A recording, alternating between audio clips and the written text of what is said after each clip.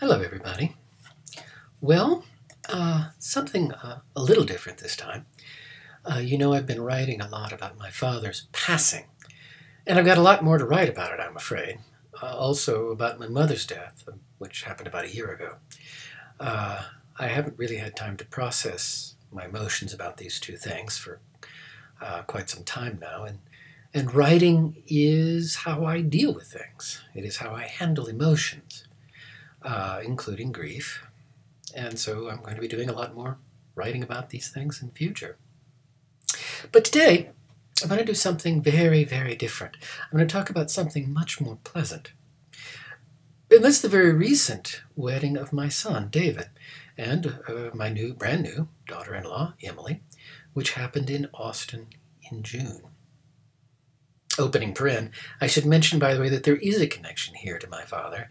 The wedding was one of the last events he ever attended, and it was the last trip he took outside of Albuquerque. Sometimes I think he was simply waiting for it to happen. He wanted to see them married. And then that was it. That was all the energy he had. But those thoughts are for a different day, and I will write about it again later. Closing paren. Anyway, it was an amazing event. The wedding, I mean.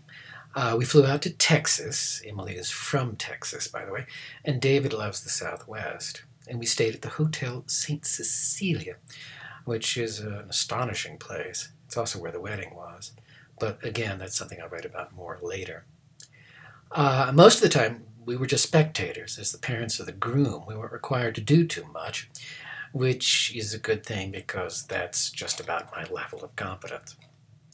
One thing that I was supposed to do was give a toast at the rehearsal dinner, which freaked me out quite a bit because I was completely unaware of the custom. But I finally did manage to write something, and just before the dinner I did manage to give the toast. I don't think I embarrassed the happy couple too much, only mildly mortified them, I suspect. Anyway, here's what I said. Ready?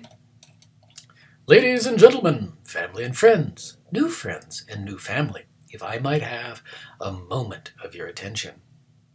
I am led to believe that it is my duty to give a toast at this moment, this incredible moment, as David and Emily prepare to combine their lives as one. I must confess, when I heard I was supposed to make a little speech, I was delighted. For you see, as anyone who knows me will tell you, I am a verbal narcissist.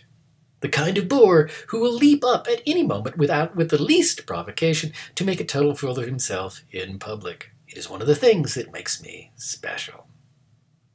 And so I was looking forward to this opportunity to natter on and on and on at you, while your dinners grew cold and you wondered if I was ever going to shut up, and all you could do was hope that someday the chaps from the Royal Society for the Prevention of Cruelty to Dinner Guests would burst in and drag me away, kicking and screaming.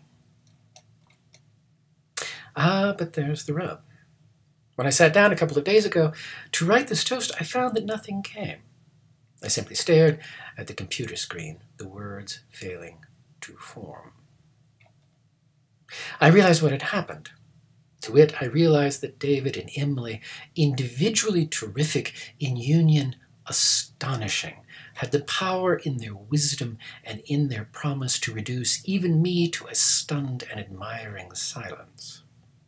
I was, for once, wonderingly, respectfully, delightedly, at a loss for words.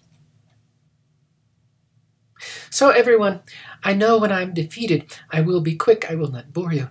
I will simply say, everyone, please raise a glass with me to these amazing young people, this man and this woman, this couple. Ladies and gentlemen, I give you a toast to David and Emily.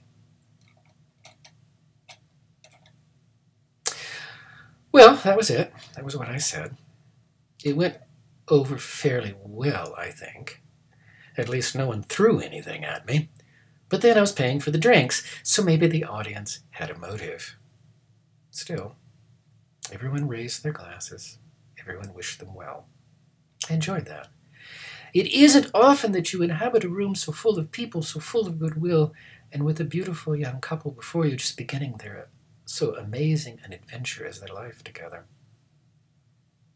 I will write more about the wedding in time and about our experiences there and about my father as he was there. But for now, no.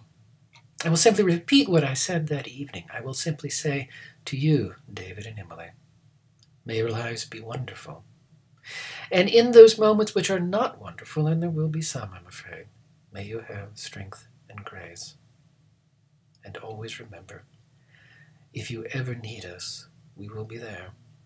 Simply call, and we shall come to you.